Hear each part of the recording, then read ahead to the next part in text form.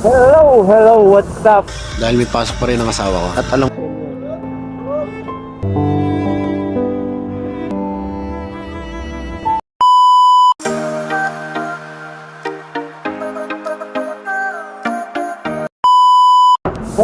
Hello, what's up mga tol? Mga tol talaga. So, bali, ito na naman ang araw na ating tayo ang paglabas at ilang araw din akong hindi nakapag-vlog. Ngayon ang dati, atin muna ang asawa, sabay na biyahe. Araw-araw ko din naman ginagawa. Kaya, bali ngayon, papunta na ako sa asawa. Drive muna ako papunta sa kanya. Hindi na lang.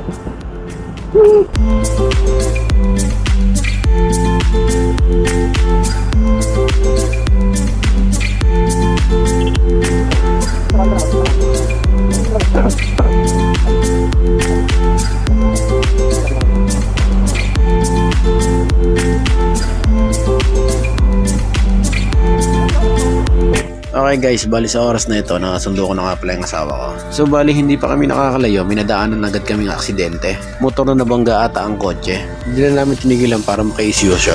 Dahil may pasok pa rin ang asawa ko. At alam ko may enforcer naman dito, kaya dumiretso na agad kami.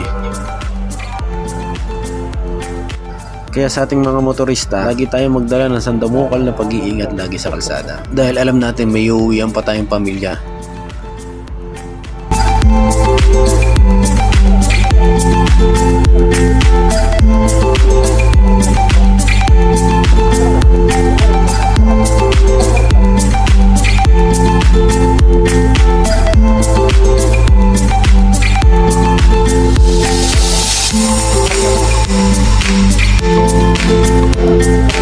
So bali sa oras na ito ay naayatid ko na ang asawa ko sa trabaho. At nang paghatid ko sa asawa ko ay sumilong muna ako dahil sa sobrang init. Maya maya may lumapit sa akin dalawang bata at inalok nila ako ng kanilang paninda.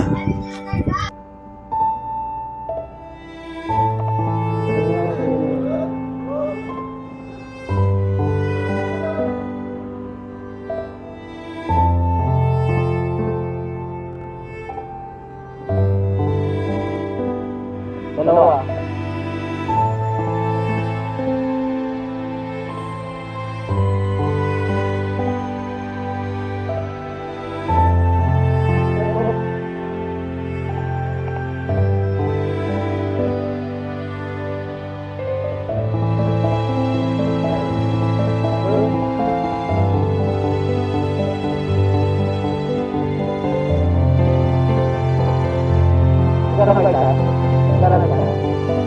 Dalawa. Dalawa. Ako na sa dalawa. Wala ka pa rin.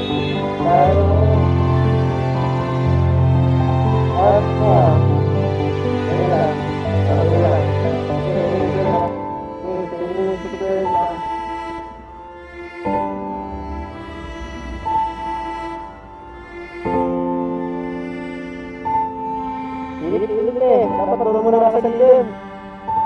Pilit kaya.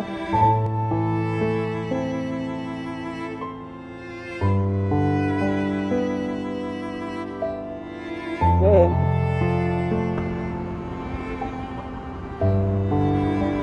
Ayun ako.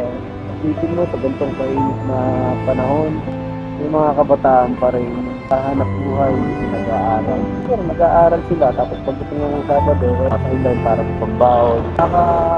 Nakaka-explore lang na doon ng kabataan. So, karamihan mo sa mga kabataan, puro ito yung natutunan. Sa mga social media, forma, puro kalokohan, maaga nagpupuntes. Sarap na sa piling yung mga ganun kaliliit na bata, tapos nagtitinda, nagbuhay. Para sa akin, siguro, gusto kong tulungan yung mga batang ganun